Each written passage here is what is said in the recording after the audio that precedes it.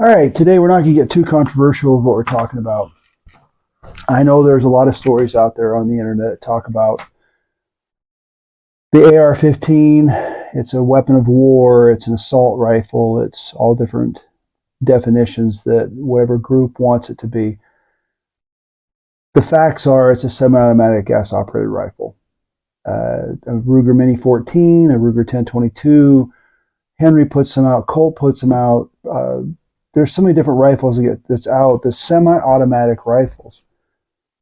And assault rifle has been branded that by the government by saying it has to have two or more military-style features on it, which one they said is a threaded barrel that you put on a suppressor, which makes no sense.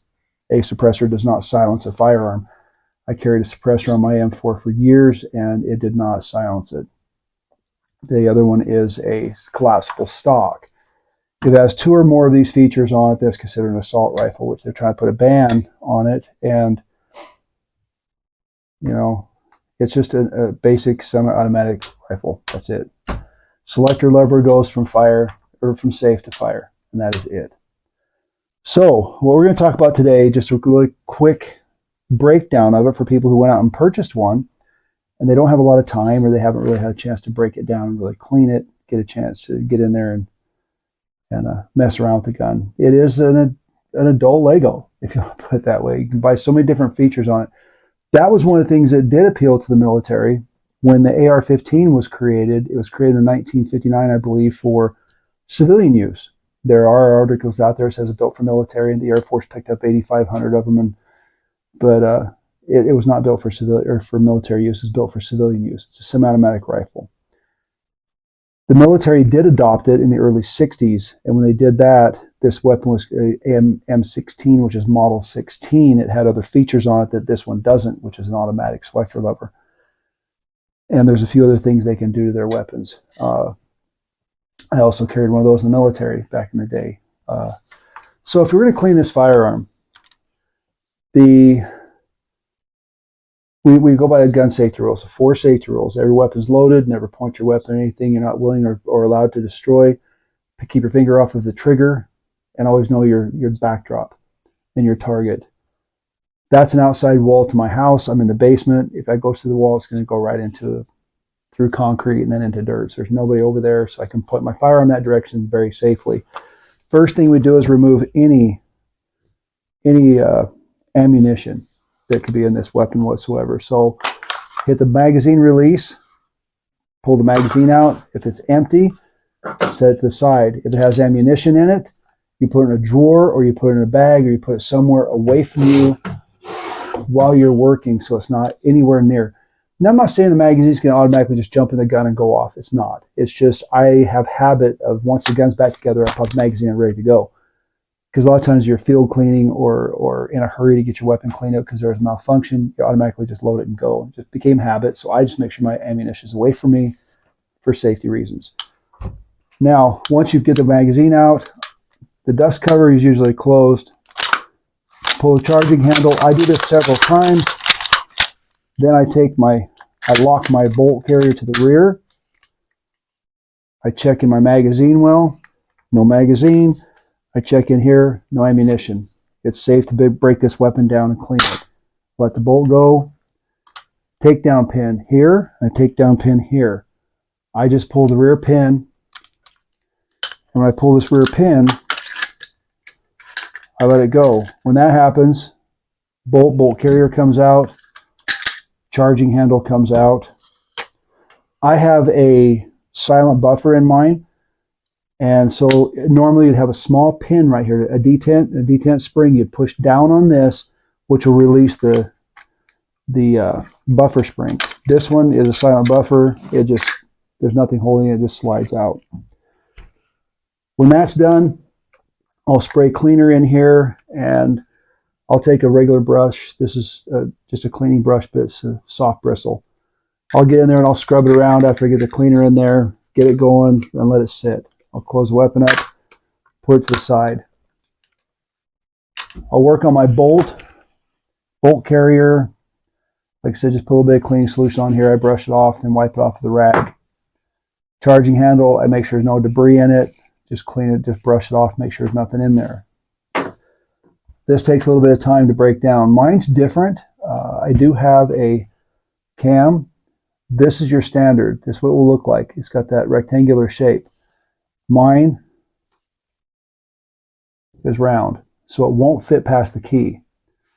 So with that, you have to take a wrench, break the stake on the bolt. And the stake, what I mean by that is there's these little notches that they put in there so the bolt won't back out on you.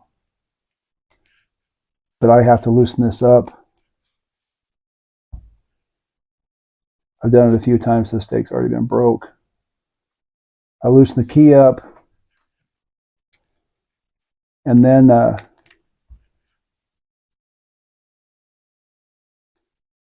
what we do is there's a pin right here.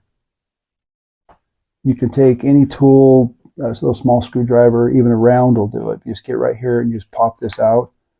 You get it started, pull it out. Put it to the side, but make sure you have it where you can always get to it and it's not going to get knocked off the table and you'll have to search for parts. Once that's released, I can release the firing pin. It just slides right out. Once that's done, the key is loosened up enough where this will slide by.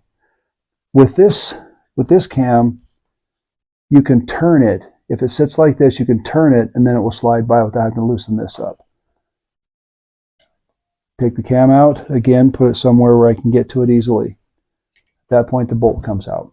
My firearm is dirty. I just was at the range with it.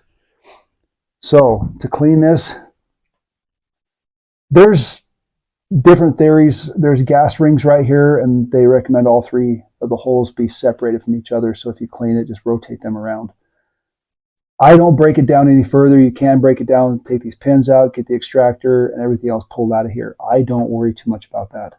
Not unless I'm doing a like in-depth crazy cleaning. Solution on here, I get the solution and then I just grab my brush and just scrub it off really good.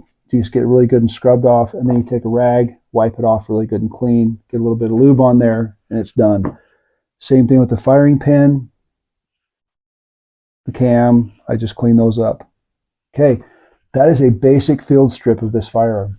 That is all you need to do on this section of, well, not the whole firearm, that's the bolt carrier.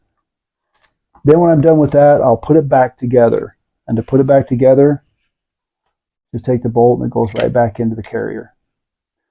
You'll see these holes. You'll just rotate the holes where the cam will fit right in there. You take the cam,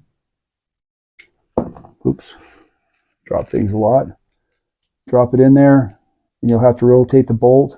You'll see the extractor. Once that's in a certain spot,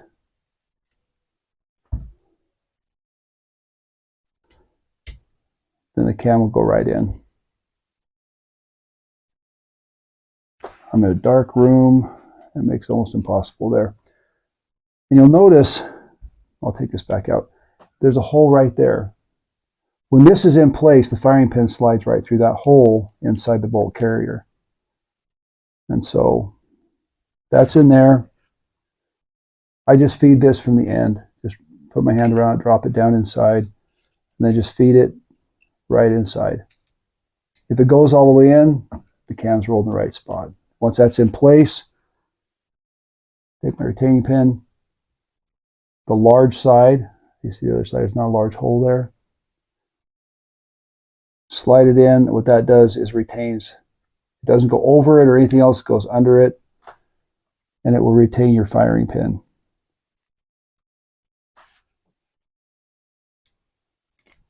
Okay. Okay, once that's in, then you take your firearm. I open it up again, I get a little bit of cleaner.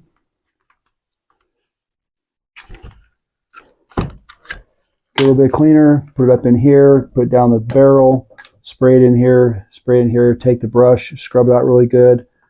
Take a rag, get it up in there in these little tight spots, wipe it all off really well. Once it's completely wiped down, let the trigger go, clean all this, get everything cleaned up in here. Once it's all cleaned up and done, you put a lube on anything where metal's going to touch metal. I just put lube on all the springs, anything that's moving parts. Put a little bit of lube in here. For the barrel, you'd use a snake. I use barrel snake. And I just take it down through here, out the end of the barrel, pull it about 3 times, and it's usually really clean at that point. Now, to put this weapon back together is just opposite of taking it apart. All you do is you take your charging handle. It'll slide right in this slot right here, right in the open, and they'll come down. You'll see these little wings. There's a spot. You can feel it pop right up. Just slide it in place. Take your bolt. Oh, well, forgot about that because I usually have to. My other arrow doesn't have this. Just tighten these up again. Get them good and tight. Once that's down, you can put Loctite on here if you wanted to. I never have. I never worried about it. I just check it every time I break it down and clean it. Just get a good snug pull on it. Don't try to strip those out because they're hard to get back out. Once that's done, put the key right in that little groove of the charging handle, just like that. Pops right in place. My buffer, like I said, it just slides right in place. And that's done. Oop. Close this up. It's done. To function check it, again, it's a cleared weapon, and I put a magazine back in it. Aim it in a safe direction. Charge it. I will fire it. Hold the trigger back. Charge it again. That's a function check this firearm. It's now been broke down and cleaned and maintained. And that's all it takes for the AR-15.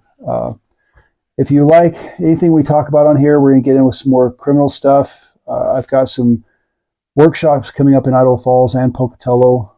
We have several of them they want to put on.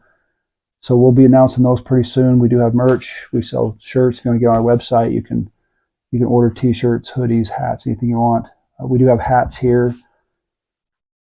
We'll have our classes announced really soon. If you like any content on here, like and subscribe, and we'll keep it going. Like I said, I'm just going to show a quick breakdown of weapons, different things like that.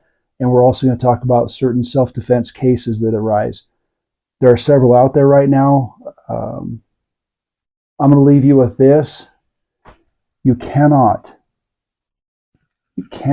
use deadly force for a property crime. It's not worth it, for one thing, and legally you cannot do it. Castle Doctrine does not give you the approval to take somebody's life for a property crime. You'll be charged, and then you'll have legal defense to worry about at that point. So think about those things, and we'll be getting out here pretty soon with a case. I've got this case I've been following, and we'll talk about it. So keep your head on a swivel, stay safe, and have a great day.